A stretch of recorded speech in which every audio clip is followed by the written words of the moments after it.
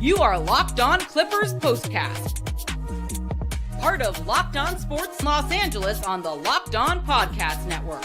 Your team every day.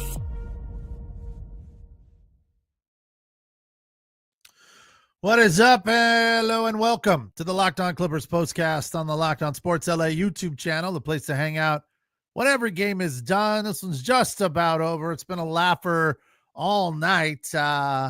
James Harden went off in the first quarter, so we'll get into that. Powell had a nice night, and I thought Zubats played really well. The defense was pretty good. Didn't need to be, but it was. So we'll talk a little bit about that. I am Pete Fox, host of the Clippers Postcast, covering sports in LA, dating back to 2007 for ESPN LA, right across the street from where the Clippers used to play at crypto.com. Now it's at Intuit Dome. Really wanting to go to that place. It just looks really cool. We're going to share a stat from Intuit Dome, which is very, very surprising. Also worked for NBC Sports Radio for a while from LA. This one about a minute ago, Clippers trying to get to 150. They're at 144 right now versus 107 for the Utah Jazz, who are not good. They have a lot of work that needs to be done on that team. Where is that coming from? Is that my phone? What in the heck is that? My phone's in my pocket playing highlight videos from ESPN. That's bizarre. Anyway, tonight's episode of the Locked On Clippers Postcast brought to you by Robinhood. Robinhood Gold provides the privileges of high net worth for any net worth. These generous benefits are now available for $5 a month. The new gold standard is here with Robinhood Gold. Sign up at robinhood.com/gold. Well, James Harden went off in the first quarter for 24. That was locked in. I just wish James Harden could do that against good teams. He does at times, but he had another big performance in this season. Similarly, went off early, 23 in the first quarter against the Washington Wiz. It's like, come on, like, where is that against the Minnesota Timberwolves? And I know the Minnesota Timberwolves have a great defense and all of that, but it's one of the things that's surprising about this Clippers team to me is that clearly they got a ton of talent, a lot of dudes that can play, but they just don't play well against good teams. They just get blasted. That was not the case tonight. It is final now, 144-107. Clippers win their 15th game versus 12 losses. But you look back over the Clippers' most recent run, 3 in a row prior to this one in the L column. Losing to the Nuggets wasn't close, 120-98. Losing to the Rockets, little closer, but not much, 117-106. The Rockets have just punched them in the mouth all season. Timberwolves beat them in an ugly display by 28. Their last win prior to that was versus the Trailblazers, 127-105. So I feel like this is a team that definitely can beat inferior opponents. And there is some silver lining, something bright in that, because there were times last year when the Clippers would lose or play terribly against teams they should be beating comfortably. That's not the case this year. When it comes to inferior opponents, they take care of business. I just don't know how you translate that into beating good teams. Obviously, it's going to be different when Kawhi comes back. And we're all sitting around. That's the weird thing about this season so far. I feel like we're all just sitting around, holding our breath, biding our time, waiting for Kawhi Leonard to come back. In the meantime, trying to find some rhythm. And maybe in the back of their mind, they're like, look, we don't want this to get too good. We don't want to get this all figured out and have it be a well-oiled machine. And then we have to throw Kawhi in, and then it's going to be a whole different ball of wax. Maybe that's just a subconscious feeling that they have in the back of their head. I don't know. It seems like there is a decent amount of continuity with at least 4 of the 5 starters that were on the floor tonight. Harden, Zubats, Powell, and I feel like the fourth is Chris Dunn. I don't know. Maybe it's Coffee. Probably not. He would probably be the sixth man off the bench. So that's the guy that sits when Kawhi comes back. Chris Dunn, obviously, out there for his defensive prowess. 5 of 8 tonight, though, for 12 points. Norm Powell had a good night. 12 of 16, 5 of 7 from beyond the arc, 33 points. He had a plus-minus rating of 33 to lead the Clippers. 16 for Amir Coffey, which included a perfect night shooting from beyond the arc, 3 for 3, 16 points. James Harden, again, 24 points. Started red hot, 6 of 9, 5 of 7 from beyond the arc in the first as the Clippers sprinted out to an early lead, 44-20 at the end of the first quarter. Zubats, 19 points, a plus-minus of 29. I don't know that I've seen a plus-minus for the starting 5 that high ever. I kind of feel bad for the Jazz. I really do. You look at that team and you're like, I don't know, how are they going to ever be anything more than they are? Obviously, they got a bunch of youngsters and they're going to need to add a little bit of talent. But Jordan Clarkson, former Laker, is clearly their best player. He is the longest tenured Utah Jazz, has, 5 years there, 4 years, 20 points tonight. Lauri Markkanen's a decent player. 5 of 9 tonight for 17 points in 25 minutes. But you just look up and down. Colin Sexton's a good player, 7 of 10, 15 points. But there's not a whole lot else going on there. And their coach is a young coach. Not that means he doesn't know how to coach. He's just a very young dude, 36 years old, the second or third youngest in the league.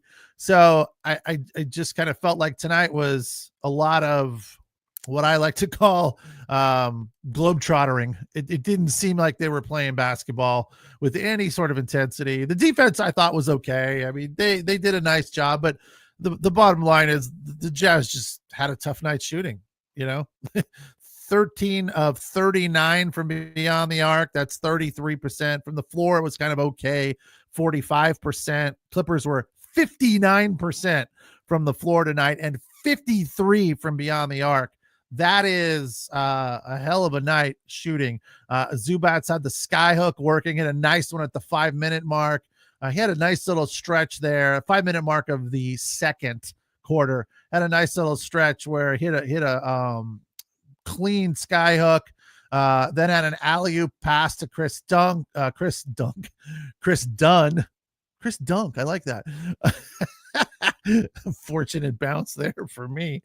And then a nice block from Zoo at the 3:37 mark. So he played well tonight. 144-107 the final as the Clippers put one in the win column against the inferior Jazz. 15-12 now, 10-6 on their home floor where they play very well. After the break, we're going to do the bucket list and share a stat with you about the Intuit Dome fans, which we've talked about a few times.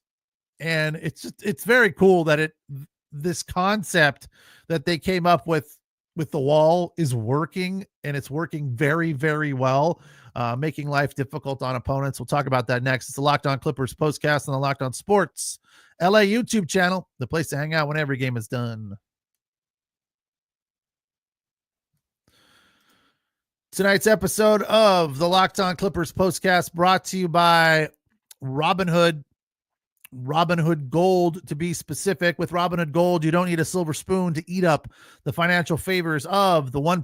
Robinhood Gold allows others to get the rates and perks usually reserved for the high society. Now, the resourceful individual with Robinhood Gold can earn the very liberal rate of 4.25% APY on uninvested cash and be rewarded with a handsome 3% retirement boost on IRA account contributions.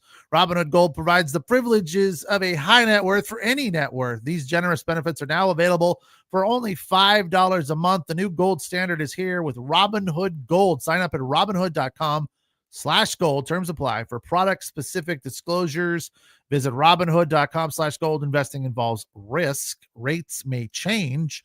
Gold membership is offered by Robinhood Gold, LLC. Tonight's episode also brought to you by BetterHelp. It is that time of year when, you're spending a lot of time with family, being cozy.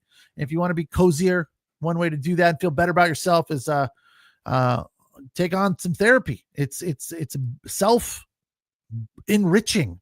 I've done therapy a few times, and I've done it in person, and I've done it with BetterHelp online, and it was just as effective in person as it was online. If you're thinking of starting therapy, give BetterHelp a try. It's entirely online, designed to be convenient, flexible, and suited to your schedule. Just fill out a brief questionnaire and get matched with a licensed therapist and switch therapists at any time at no additional charge. Sometimes you just don't jive. You want someone different, that's totally cool. They'll give you somebody else. You don't have to pay extra for it. Find comfort this December with BetterHelp. Visit BetterHelp.com/LockedOnNBA to get 10% off your first month. That's BetterHelp, HELP.com/LockedOn.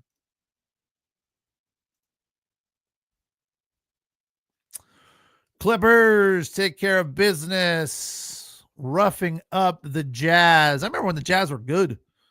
I feel like it's been a while, but yeah, they are not good anymore. 144-107. This game had very little intensity. A lot of just kind of, it had that practice vibe, like all-star game vibe, free flowing, just, taking open shots and making them. And again, 59% and 53%. BC checking in to say what he says every time he checks in. Go Lakers. Yeah, nice. That was a nice win for the Lakers over the Memphis Grizz. 40 from AD. LeBron returning. And as every Laker fan likes to do, remind every other fan of another team how many trophies the Lakers have. 17. We got it. We know. We're aware. Very aware. Will the Clippers ever win 17 trophies? Probably not. Not in my lifetime. So kudos to you, Laker fans. I tell you one thing that's not going to happen, BC. The Lakers are not going to win a trophy this year. That you can put that in the bank. Bet on that. I will give you any odds you want. The Lakers will not win a trophy this year. Now, I know you're sitting there going, what about the Clippers? What about the Clippers? They can win a trophy this year?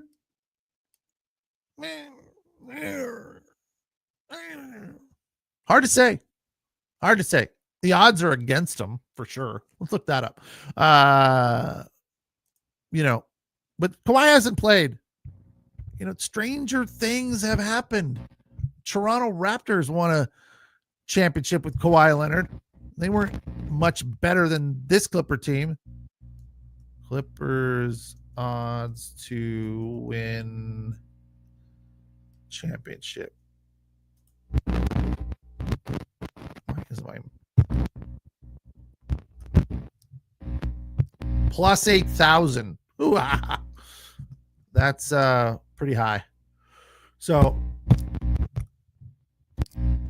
plus 8,000 to win the championship.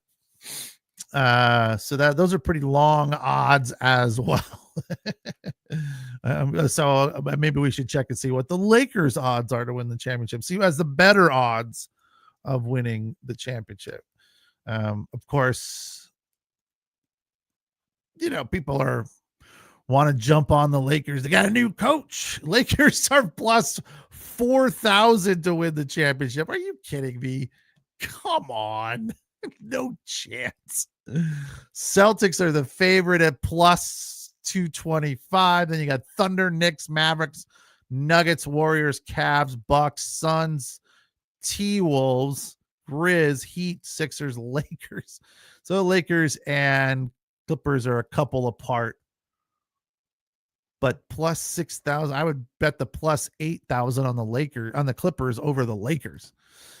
Interesting. Let's get to the top 5 or so plays of the night on the bucket list. Oh, I promised you a marvelous statistic. I will pay off that tease for you right now. The opponent's free throw percentage at Intuit Dome is 78%, and that is the lowest in all of the NBA league. Meaning, when you're on the road, your free throw percentage at Intuit Dome is lower than any other free throw percentage in the league. Tonight, it was right around there. Clippers were at 78, going 25 of 32. And the Jazz were 73, so a little bit below that league average. But what that is, who's responsible for that is the fans in the wall.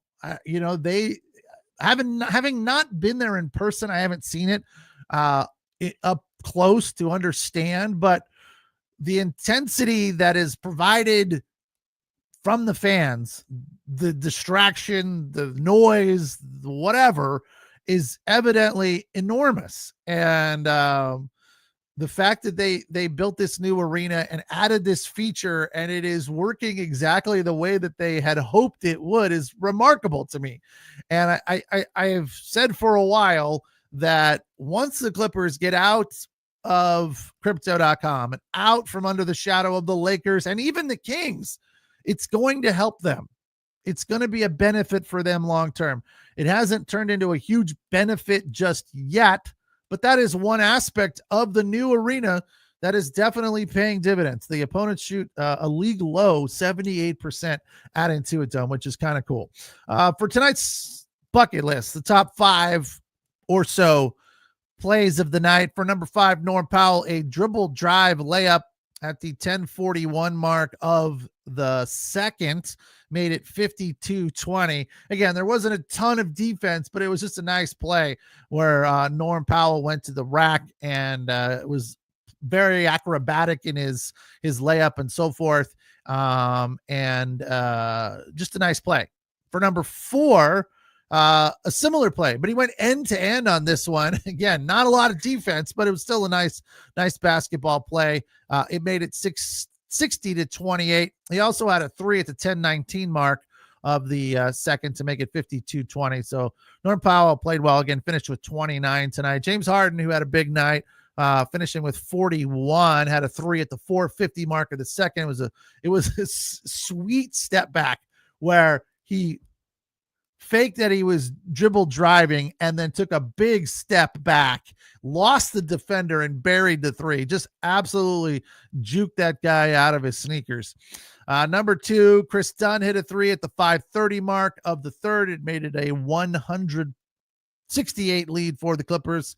So they got the triple digits on that 3. It was Chris Dunn's only 3 of the night. No, he had 2 for 4, 12 points.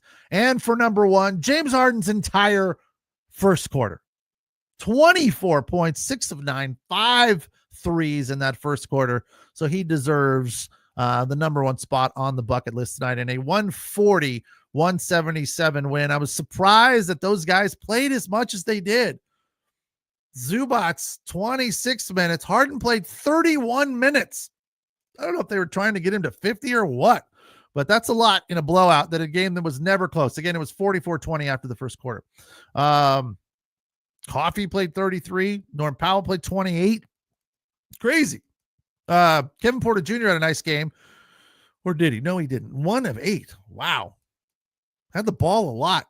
His plus minus was plus 15, but again, everyone had a huge plus in the plus minus category. 1 of 8.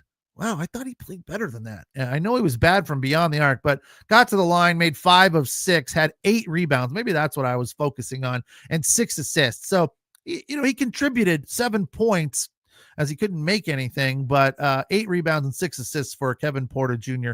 Batum, 1 of 1, 4 points. Kai Jones, 5 minutes. Mo Bamba played 17 minutes, had 6 points. Bones Highland, 11. He gets in there and scores bunches fast. Played 11 minutes, had 8 points, 3 of 6 with 2 threes. It's just too bad that he can't do it when it really matters. Nice win for the Clippers tonight. It wasn't close, and it wasn't really even a nail biter at any point in time. I mean, James Harden just took over so quickly and punched them right in the mouth, and that was it.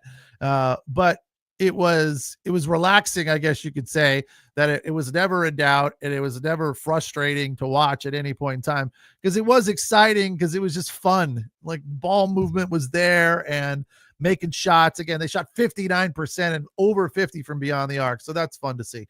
144-107 the final. It's the Locked On Clippers postcast on the Locked On Sports LA YouTube channel, the place to hang out when every game is done. I am Pete Fox. Feel free to download the podcast wherever you find your podcast on the Locked On Clippers podcast feed.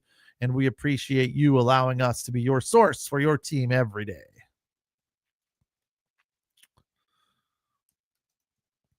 Tonight's episode of the Clippers postcast also brought to you by FanDuel. Get ready to tackle the NFL action with FanDuel, America's #1 sports book. Right now, new customers can bet $5 a fin and get $150 back in bonus bets if you win that first $5 bet. The FanDuel Sportsbook app gives you everything you need to place live bets on the NFL all in one place. All you have to do is download the app, and then when you get a hunch in the middle of the game, check out the latest stats, view live play-by-play, and so much more with the same page where you place your bets. FanDuel.com. Join today. You'll get started with $150 in bonus bets if you win that first $5 bet. No pressure. FanDuel.com. Never waste a hunch and make every moment more with FanDuel, official sportsbook partner of the NFL.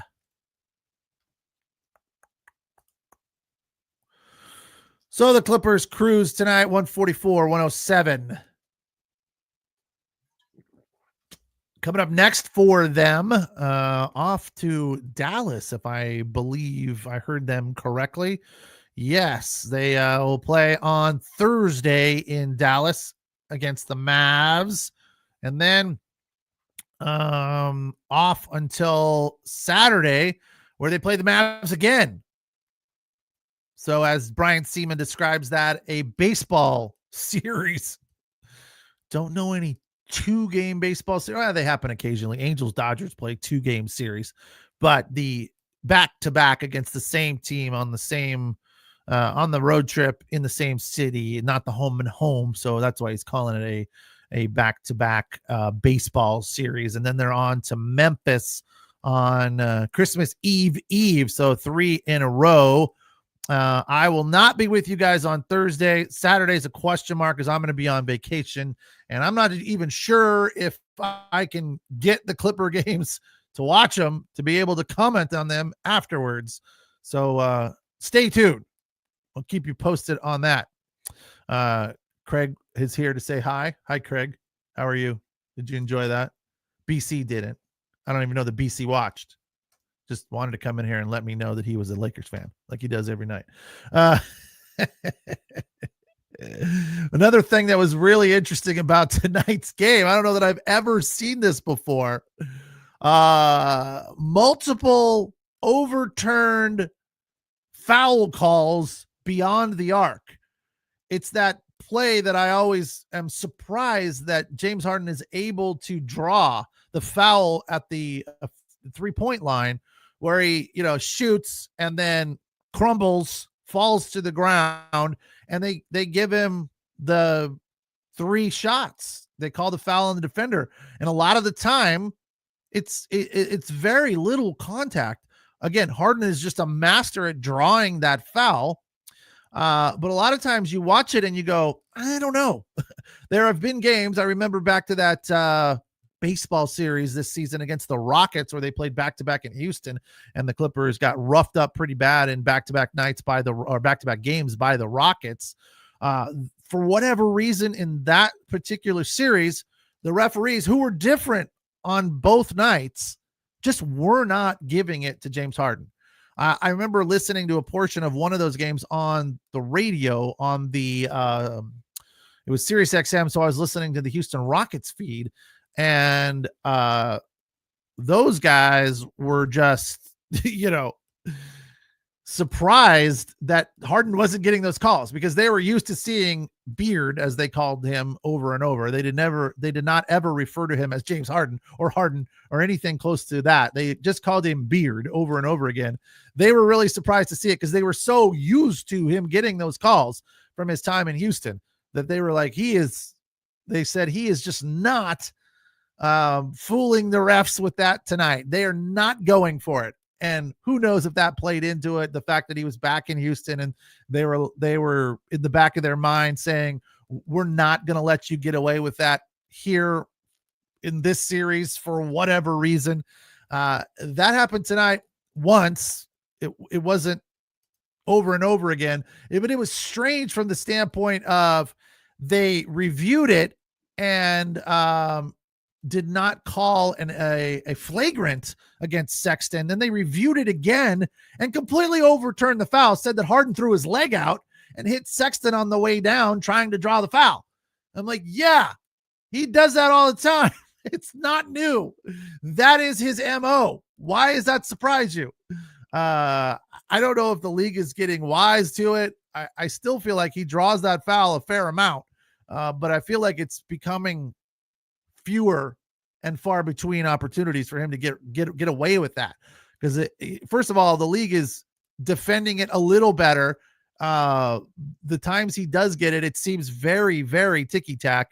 Obviously, the fact that the rule exists to not block the shooter's landing area or interfere with his landing area, that's changing everyone's headspace, their mindset on this call in general. I just feel like more and more he's not going to get away with that. I was kind of surprised to see that tonight. And then they called something very, very similar on Kevin Porter Jr. and used the term embellishment.